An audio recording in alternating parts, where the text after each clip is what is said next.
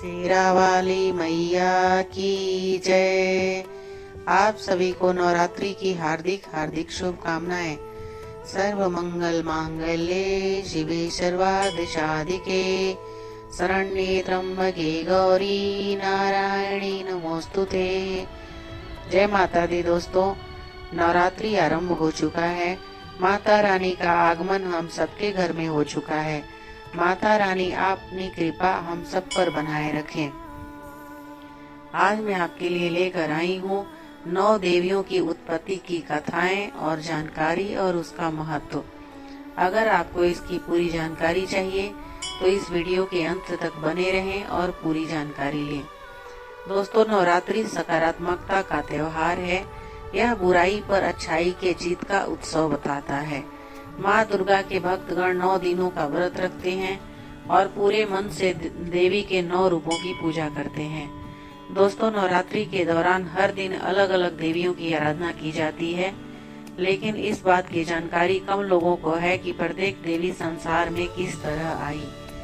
ऐसी मान्यता है कि नवरात्रि के 9 दिनों तक शक्ति की विशेष पूजा करने से हर तरह की मनोकामनाएं पूर्ण होती है और दुख दर्द दूर हो जाते हैं। नवरात्रि के हर दिन एक देवी की पूजा, आराधना और मंत्र जाप का विधान होता है। अश्विन शुक्ल पक्ष प्रतिपदा तिथि पर कलश स्थापना के साथ देवी के पहले स्वरूप माँ शैलपुत्री की पूजा होती है। माँ शैलपुत्री की पूजा से शक्ति की प्राप्ति होती है। देवी के दूसरे स्वरूप ब्रह्मचारिणी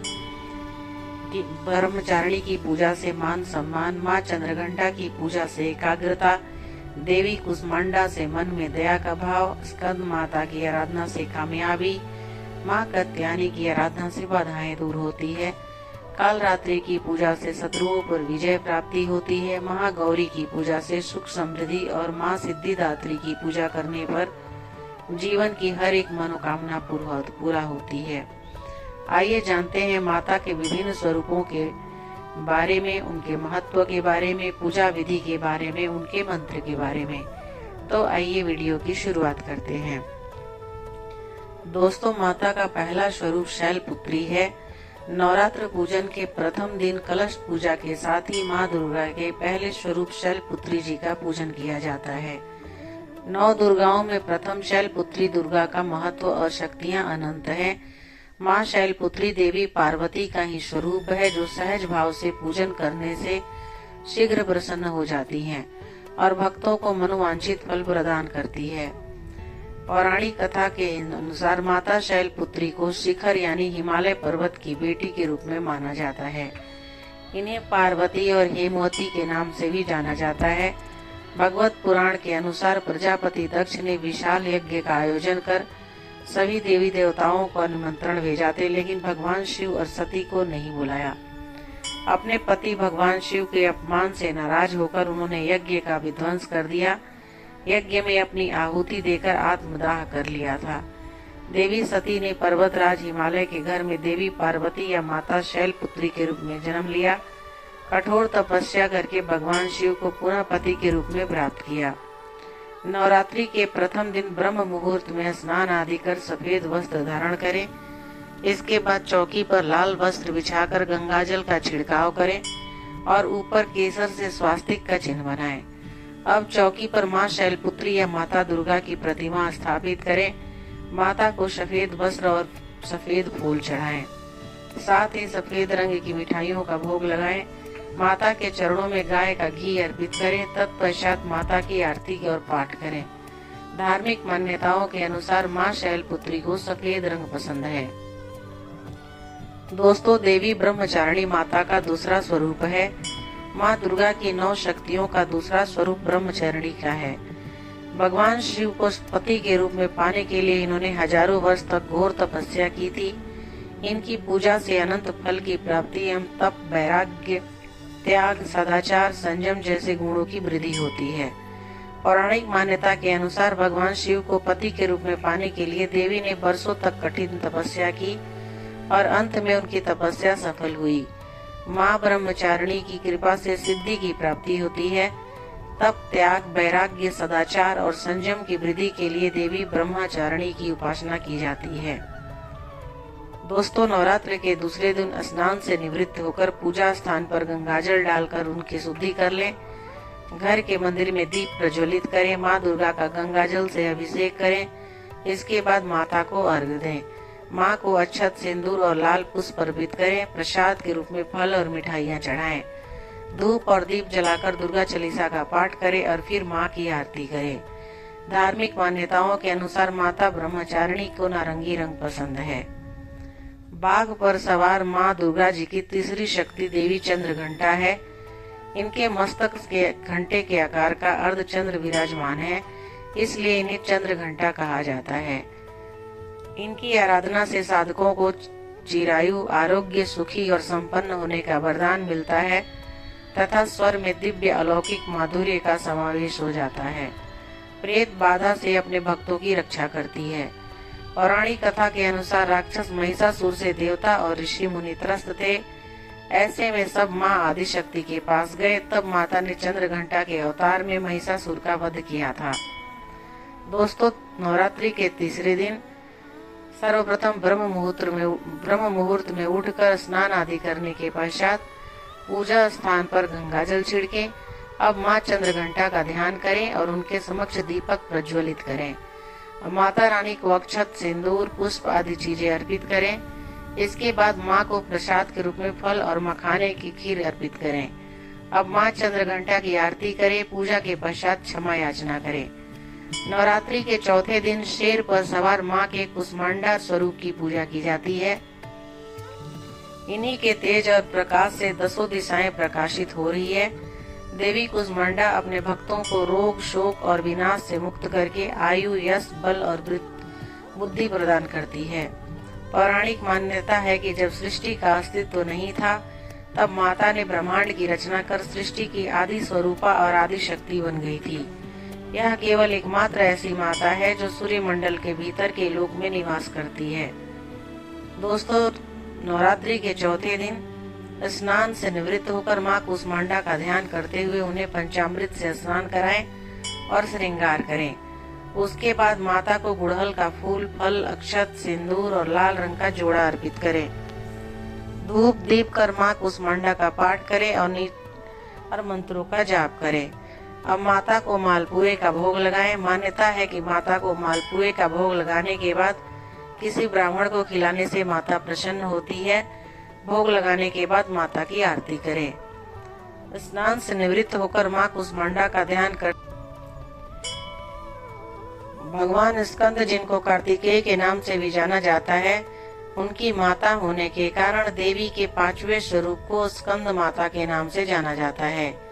यह कमल के आसन पर विराजमान है, इसलिए इन्हें पद्यासन देवी भी कहा जाता है। स्कंद माता की साधना से साधकों को आरोग्य, बुद्धिमत्ता तथा ज्ञान की प्राप्ति होती है। पौराणिक कथा के अनुसार तारकासुर नामक असुर की मृत्यु केवल शिव पुत्र से ही संभव थी। तब माता पार्वती ने अपने पुत्र भगवान स्कंद को युद्ध के लिए प्रशिक्षित करने हेतु स्कंद माता का रूप ले लिया। फिर उन्होंने भगवान स्कंद को युद्ध के लिए प्रशिक्षित किया था। माँ ने युद्ध प्रशिक्षण लेने के बाद भगवान स्कंद ने तारकासुर का वध किया था। दोस्तों, पंचमी तिथि को स्नान करके बाद में माता की पूजा करें। माँ की प्रतिमा या चित्र को गंगा जल से शुद्ध करें। इसके बाद कुमकुम, अक्षत, फल, फूल आदि अर्पित करें। मिष्ठान का भोग लगाएं। माता के सामने घी का दीपक जलाएं। उसके बाद पूरे विधि विधान और सच्चे मन से माँ की पूजा करें। फिर माँ की आरती उतारें। धार्मिक मान्यताओं के अनुसार माता स्कंद माता को नीला रंग पसंद है। दोस्तों, माता का छठा स्वरूप माँ कात्यायनी की है, जो कि देवताओं और ऋषियों के कार्य को सिद्ध करने के लिए महर्षि कात्यायन के आश्रम में प्रकट हुई, इसलिए इनका नाम कात्यायनी पड़ा। यह देवी दानवों और शत्रुओं का नाश करती है। देवी भागवत पुराण के अनुसार देवी के इस स्वरूप की पूजा करने से शरीर कांतिमान हो जाता है। इनकी आराधना से गृहस्थ जीवन सुखमय रहता है। माँ कात्यायनी की प्रतिमा को शुद्ध जल या गंगाजल से स्नान कराएं। इसके बाद माँ को पीले रंग के वस्त्र अर्पित करें। माँ को स्नान कराने के बाद पुष्प अर्पित करें। माँ को रोली कुमकुम लगाएं। 5 प्रकार के फल और मिष्ठान का भोग लगाएं। कात्यायनी माँ को शहद का भोग अवश्य लगाएं। माँ की आरती करें। मान्यताओं के अनुसार देवी कात्यायनी को पीला रंग पसंद है। दोस्तों, 7वां स्वरूप माँ कालरात्रि का है।